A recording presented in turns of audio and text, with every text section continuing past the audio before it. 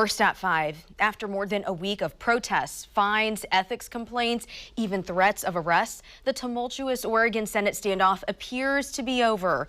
11 Republican senators left the state last Thursday in a protest that drew even national attention. Fox 12's Marcia Martinez sat down with Senate Republican leader Herman Bertschuger, who is back at the Capitol today, and she joins us live now with the interview you'll see only on 12. Marcia.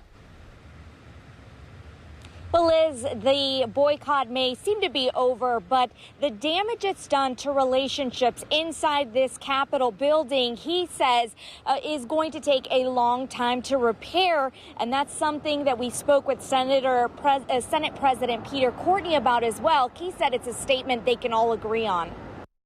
After more than a week, the Republican-led boycott of the Oregon Senate is seemingly over. Senate Minority Leader Herman Bertschuger made the announcement at a press conference in the Capitol Friday morning, stating he and the rest of the so-called Oregon 11 will return to the Senate chambers Saturday morning. Waiting to see what 9 o'clock tomorrow morning brings. Despite the breakthrough, Senate President Peter Courtney says the situation is fragile and the terms for the Senate Republicans' return are still being negotiated. Truly, the level of distrust and feelings of anger are so great, I have to be very careful. The GOP began its Senate boycott last Thursday to block a vote on HB2020, a polarizing climate change bill. It worked. Democrats have since declared the bill dead. I consider cap and trade being defeated as a success, but the process and the extremes we had to go to saddens me. In an exclusive interview, Senator Bertschuger told Fox 12 he fears the repercussions of his party's second boycott during this legislative session. The ability to walk out should not be abused, and I've made that clear to my caucus. When asked if the outcome of this walkout will make it the new norm, Senator Courtney didn't want to respond. I think it's a very fair, legitimate question.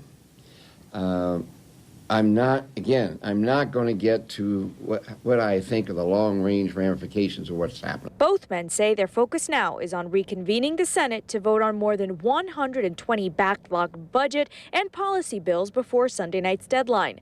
But with some key relationships at the Capitol fractured, the seasoned lawmakers acknowledge they have their work cut out for them. According to Bertschuger, trust in the Oregon Capitol is at an all-time low. How do you rebuild that for future sessions? I wish I had the answer. Do you see a way forward? I think it's going to take efforts on everybody's behalf.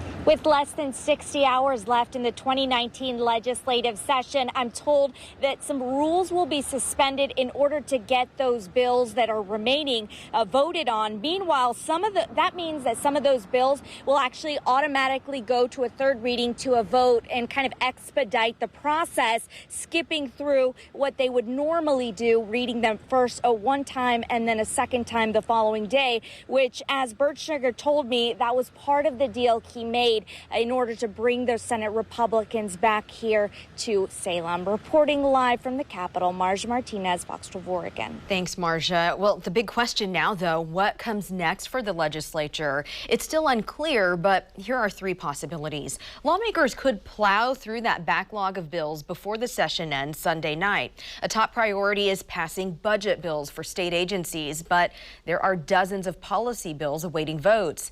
Another possibility here is an extended session. That would require a majority of both parties agreeing to a 5-day extension.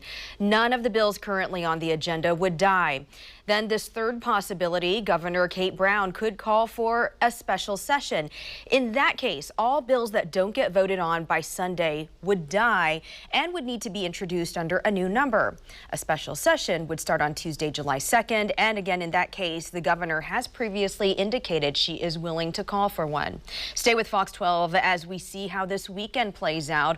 We will have crews in Salem to follow the final days of the session every step of the way. And know that you can get the latest updates anytime at kptv.com.